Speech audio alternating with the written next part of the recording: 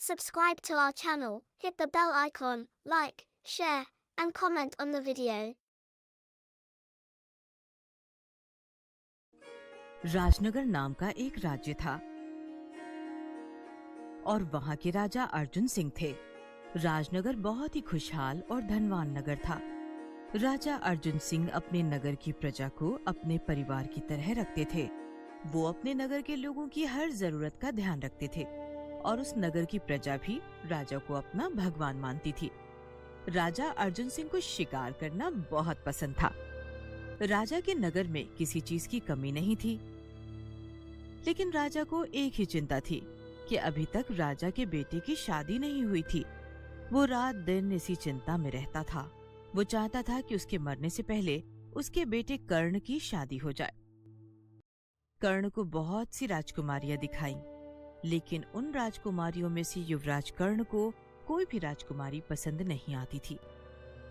एक दिन राजा चिंता में अपने सिंहासन पर बैठा हुआ था।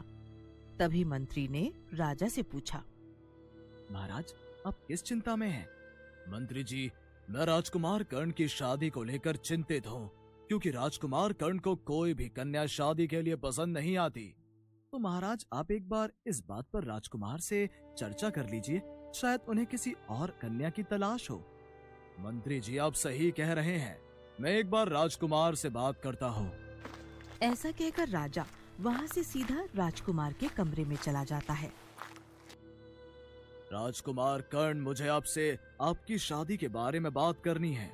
आप मुझे बताइए कि आपको कैसी लड़की चाहिए, क्योंकि आपको मैंने कितनी कन्याओं से मिलवाया है, लेकिन आपको उनमें से कोई भी कन्या पसंद नहीं आई है।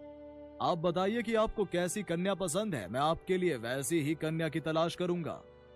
पिताजी, मुझे ऐसी लड़की पसंद है जिसे हमारी दौलत शोहरत से प्यार ना हो और ना ही इस महल से, और वो दिल की साफ होनी चाहिए, आपकी और माँ की सेवा कर सके और हमारी प्रजा को भी अपने परिवार जैसा माने। पिताजी, मैं ऐसी कन्या से विवाह करना चाहता हूँ। तब राजा मुस्कुराते हुए बोला, बेटा, ऐसी कन्या तो तुमको खुद ढूंढनी पड़ेगी, वो भी एक गरीब इंसान बनकर। राजकुमार को राजा का ये सुझाव बहुत अच्छा लगा। पिताजी, मैं कल सुबह ही ऐसी कन्या की तलाश में निकल जाऊंगा। राजकुमार सुबह जल्दी उठा और गरीबों के जैसी पोशाक पहनी और उनके जैसा भेष बनाकर कन्या की तलाश में महल से बाहर निकल गया। इस बीच राजकुमार को कई कन्याएं मिली, लेकिन उनमें से कोई भी कन्या पसंद नहीं आई। हर कन्या को अपने जीवन साथी को लेकर बड़े ख्वाब थे और ये सब राजकुमार को पसंद नहीं आ रहा था। ऐसे ही कुछ दिन बीत गए। राजकुमार के महल ना पहुंचने पर राजा बहुत चिंतित हो गए। उन्होंने राजकुमार की तलाश करने के लिए मंत्री से कहा कि सैनिक को भेजकर राजकुमार की तलाश करवाओ। सैनिक ने पूरे गांव में ढूंढा। तब एक सैनिक ने देखा कि राजकुमार एक पेड़ के नीचे थक हार के बैठा हुआ था। तभी वहां सैनिक आए और बोले, राजकुमार, आपको महाराज याद कर रहे हैं, उन्होंने हमें आपको ले जाने के लिए बोला है। नहीं, आप लोग जाओ, मैं अपने कार्य को पूरा करके ही महल में वापस आऊंगा। ये सुनकर सारे सैनिक वहां से वापस महल चले जाते हैं कि थोड़ी देर बाद राजकुमार के आगे से कुछ सिपाही और एक डोली जाती दिखाई देती है। राजकुमार ने तभी उनमें से एक सिपाही से पूछा, इस डोली में कौन है? रामगढ़ नगर की राजकुमारी राधा बैठी हुई है। राजकुमारी, कहाँ जा रही हैं? पास ही में एक आश्रम में है, वहाँ पर गुरुजी के दर्शन करने जा रही हैं। ये बोल के वो सब वहाँ से चले गए। राजकुमार उस राजकुमारी को देखने के लिए बड़ा ही उतावला हो रहा था। राजकुमार ने उस राजकुमारी के डोली के पीछे पीछे चलना शुरू कर दिया और जब तक वो सब आश्रम नहीं पहुंचे, तब तक राजकुमार भी उनके पीछे चलता रहा। जैसे ही राजकुमारी उस डोली में से उतरी, तो राजकुमारी को देखकर राजकुमार हैरान हो गया और काफी समय तक राजकुमारी को प्यार भरी नजरों से देखता रहा। क्या यह राजकुमारी वैसी ही है जैसी कन्या से मैं शादी करना चाहता हूँ? तो राजकुमार ने सोचा कि मैं इस राजकुमारी के स्वभाव को जानने की कोशिश करता हूँ। फिर राजकुमार राजकुमारी के पास गया और बोला, मैं राजनगर का राजकुमार हूँ। क्या आप मुझसे शादी करेंगी? नहीं, मैं आपसे शादी नहीं कर सकती।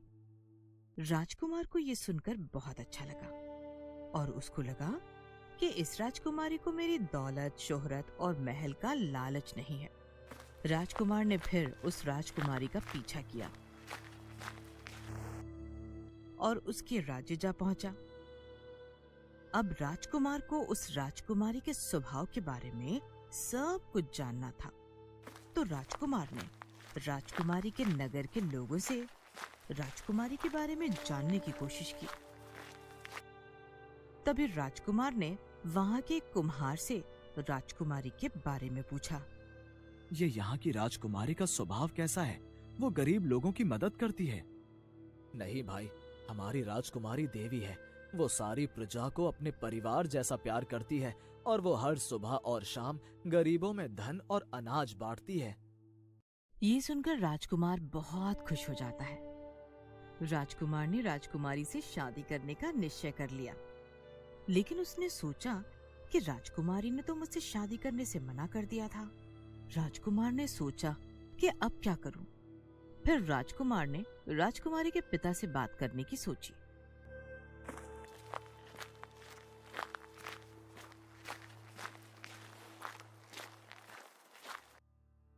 मैं आपकी बेटी से शादी करना चाहता हूँ। हमारी बेटी को अगर तुम पसंद आए तो हम शादी के लिए राजी हो जाएंगे। राजकुमारी जी, मैं आपसे शादी करना चाहता हूँ। राजकुमारी ने राजकुमार के सामने 3 शर्तें रखी। पहली शर्त, आपको मुझे तीरंदाजी में हराना होगा। ठीक है, मुझे ये शर्त मंजूर है। राजकुमार ने राजकुमारी को तीरंदाजी में हरा दिया। फिर राजकुमारी ने राजकुमार के सामने दूसरी शर्त रखी।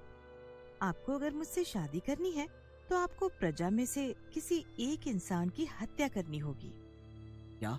ये आप क्या बोल रही हो? मैं ऐसा कुछ नहीं करूंगा। मैं ये शादी नहीं करूंगा क्योंकि ये प्रजा मेरे लिए मेरा परिवार है।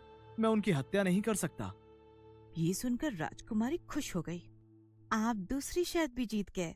मैं आपकी परीक्षा ले रही थी कि आप अपनी प्रजा से प्यार करते हो या नहीं। अब आपको तीसरी और आखिरी शर्त पूरी करनी होगी। तो बताइए, वो रखता हमेशा वायु शुद्ध, फल भी देकर जो हमेशा पेट भरे, मानव बनाए उसका सबसे बड़ा दुश्मन, फिर भी वो हमेशा उपकार करे। राजकुमार थोड़ा सोचने लगा। थोड़ी देर सोच विचार करने के बाद राजकुमार ने कहा, ठीक है, मैं इसका भी जवाब देता हूँ और इसका जवाब है पेड़। ये सुनकर राजकुमारी खुश हो गई। आपने सभी प्रश्नों का सही जवाब दिया है। अब मैं आपसे शादी के लिए राजी हूँ। फिर राजकुमार ने राजकुमारी से शादी कर ली और राजकुमारी को अपने साथ महल ले गया और वहाँ वो सब साथ में अपना जीवन हंसी खुशी बिताने लगे। Thank you for watching. Subscribe to our channel, hit the bell icon, like, share, and comment on the video.